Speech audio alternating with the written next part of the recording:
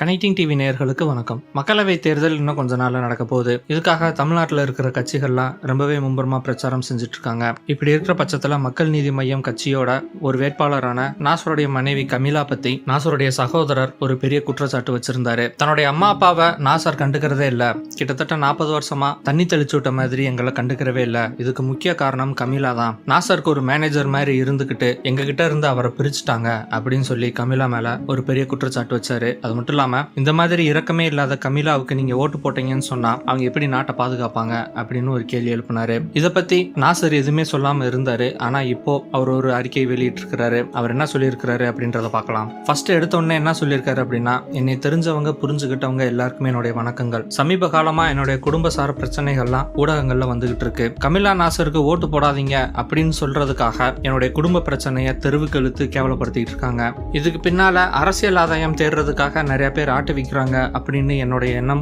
இயற்கையானதுதான். நாசரோட நிழல்ல வாழ்ந்தவங்க கிடையாது கமிலா. என்னை போலவே அவங்களுக்கும் ஒரு தனித்துவம் இருக்கு, தனித்திறன் இருக்குது. நாங்க என்னுடைய அம்மா அப்பாவுக்கு எதுவுமே செய்யல அப்படின்ற ஒரு பெரிய குற்றச்சாட்டியா மேல வச்சிருக்காங்க. இதை பத்தி விளக்கணும் அப்படின்னா என்னுடைய 40 வருஷ வாழ்க்கையை தான் நான் சொல்லி ஆகணும். ஆனா அதுக்கான தருணம் இது கிடையாது. இதை பத்தின விளக்கத்தை நான் கண்டிப்பா சொல்லுவேன். இதுவரைக்கும் நாங்க எந்தெந்த நேரத்துல எதை செய்யணுமோ அதை நாங்க கண்டிப்பா செஞ்சிருக்கோம். எங்க குடும்பத்துல ஒருத்தரோட பலமான தூண்டுதல்னாலதான் என்னுடைய கடமை தடை செய்யப்பட்டுச்சு. அதையும் மீறி நான் என்னுடைய கடமைகளை கரெக்டா செஞ்சிருக்கேன். பல விஷயங்கள் மறைக்கப்பட்டிருக்கு, நடந்த சில விஷயங்கள் திரிக்கப்பட்டிருக்கு, இதுக்கு வலு சேர்க்கறதுக்காக நிறைய விஷயங்களை புனையப்பட்டிருக்கு. இந்த மாதிரி எங்களுக்கு எதிரான விஷயங்கள்லாம் எங்க மேல வீசப்பட்டிருக்கு. ஒரு வேட்பாளர் மேல இந்த மாதிரியான பழி விஷயங்கள்லாம் சொல்றது எங்களுக்கு கிடைச்ச பரிசு அப்படின்னு நான் நினைச்சுக்கிறேன். தேர்தலை முன் வச்சு இந்த மாதிரியான விஷயங்கள்லாம் செஞ்சுக்கிட்டு இருக்காங்க. அதுக்கும் இதுக்கும் எந்த விதமான சம்பந்தமும் இல்ல. நானும் கமிலாவும் சரி வேற கிரகத்துக்கெல்லாம் ஓடி போக மாட்டோம். எல்லாத்தையும் எதிர்கொள்ற திண்மையும் எங்ககிட்ட இருக்குது, தெளிவும் இருக்குது. இப்போதைக்கு இவ்வளவுதான் என்னால சொல்ல முடியும் அப்படின்னு சொல்லி முடிக்கிறாரு நாசர்.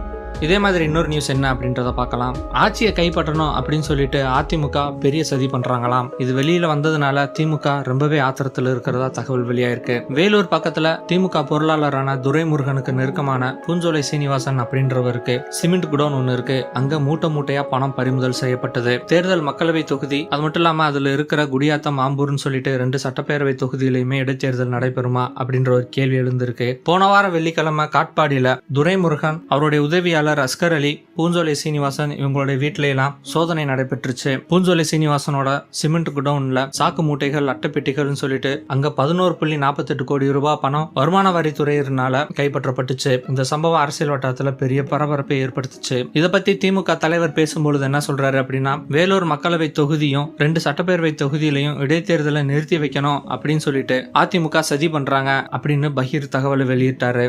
மேலும் தேர்தலை ரத்து செய்யவே வருமான வரித்துறையினர் இந்த மாதிரியான திட்டமிட்ட சோதனைகளை செஞ்சுட்டு இருக்காங்க அப்படின்னு அவங்க மேல குற்றம் சாட்டினாரு. இந்த சோதனைக்கு அப்புறம் மத்திய உளவுத்துறை ஒரு சர்வே எடுத்தாங்க. அதன்படி திமுகவுக்கு 18 மக்களவை தொகுதியும், அதிமுகவுக்கு 13 தொகுதிகளும், அமமுக கட்சிக்கு 3 தொகுதிகளும் கிடைக்கலாம் அப்படின்னு சொல்லியிருக்காங்க. 6 தொகுதிகளுக்கு கடுமையான போட்டி இருக்கிறதா சொல்லியிருக்காங்க. இது மட்டும் இல்லாம 18 சட்டமன்ற இடைத்தேர்தல்ல அதிமுகவுக்கு 5 தொகுதிகளும், அமமுக கட்சிக்கு 4 தொகுதிகளும், திமுகவுக்கு 9 தொகுதிகளும் கைப்பற்றும் அப்படின்னு சொல்லியிருக்காங்க. முதல்வர் எடப்பாடி அரசை காப்பாற்றி திமுகவின் இடைத்தேர்தல் வெற்றியை தடுக்க வேணும் அப்படின்னு சொல்லிட்டு மத்திய மாநில அரசுகளோட செயல்பட்டு இந்த மாதிரியான சோதனைகள்லாம் செஞ்சுட்டு இருக்காங்க அப்படின்னு சொல்லிட்டு அவர் மேல குற்றம் சாட்டிட்டு இருக்காங்க.